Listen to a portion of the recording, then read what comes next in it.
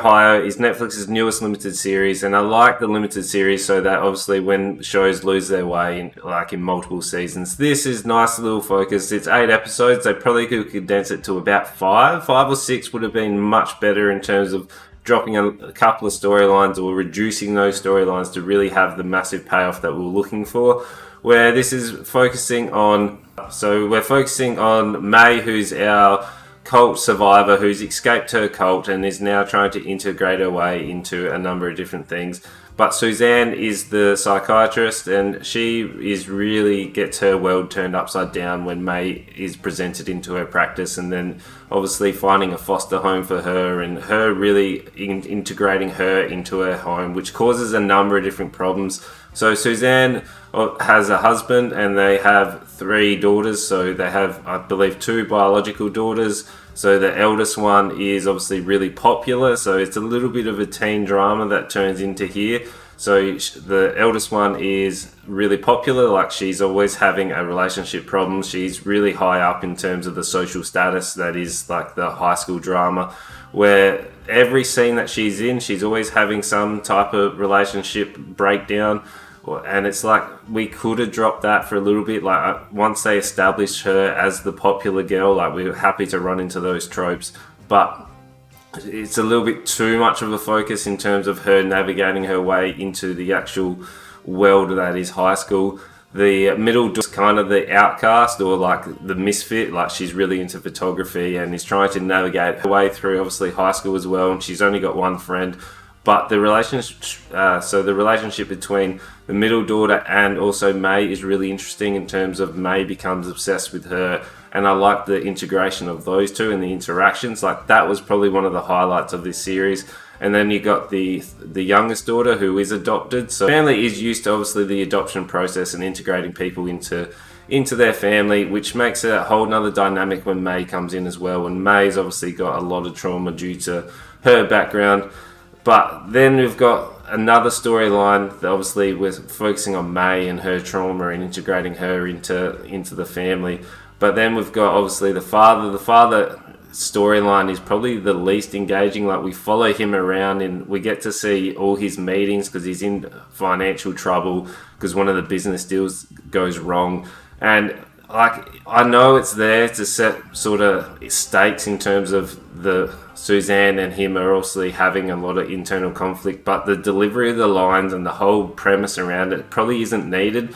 Like we could have just focused on the main cult. Like the cult is really interesting, more in terms of them delivering and how the cult could have been way more powerful and focused on that rather than just really it supplies you with all the answers. Like rather than even thinking about, or what does this mean? Where's this come from? They literally give you the answer. Like they pose a question and they're like, here, spoon feed, here's the answer. Like we could have done a little bit more in terms of building that suspense. First 3.5 episodes are really good. It's building that mystery, it's building that suspense, and then it loses its way in the remaining episodes until the end. Like I feel like they lost the overall plot and the direction that they wanted to go until the end. They were like, oh, we really need to like finish this up. Like I quite like the ending and I really like the start. That middle part, which happens a lot, they've just lost their way in terms of where they wanted to go. They focused on too many different storylines all coming in, where if they condensed it to probably, I reckon 5 or 6 episodes would have been the sweet spot for it, because they would have allowed that suspense to build, where right at the end, towards the end of the actual series, we do get like more information in terms of the cult. The cult is really cool. The songs that they're singing are really like dark and gritty, and like this, the way they sing it is really cool. And they obviously have that different view. Like we get to see May doing the prayer at the table. Like they're just plotting a little bit here and there. They're just giving you that little bit of intrigue. And just seeing her switch in between obviously what she's experienced and integrating into, I guess, your normal society in terms of what we sort of know and believe the status quo to kind of be at this point in time. Like I really like the blend of those two, and just seeing the sort of fish out of water coming in and people just becoming a little bit sort of scared. And the music is pretty good in terms of how they build it in those scenes, so they've done quite well.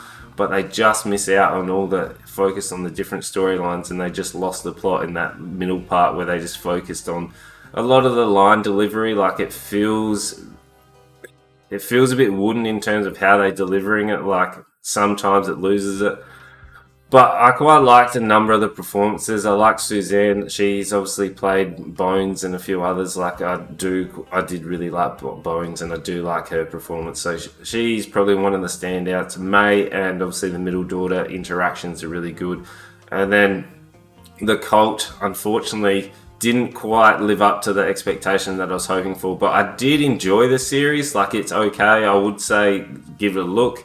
And then probably skip a little bit here and there in the middle part of the season. But yeah, for me, it's a 3 out of 5, so it's okay. I would recommend it, but you obviously need to be aware that it does lose its way slightly, but it does close out all right. So is a reasonable binge. Obviously, you've got 8 episodes at 45 minutes each. But obviously, if you want to watch something at a higher level, then go ahead and do that. So yeah, a weekly podcast now called Movie Talks. We've got the vodcast on the channel, and then we're on Spotify, we're on Apple, etc. So check that out.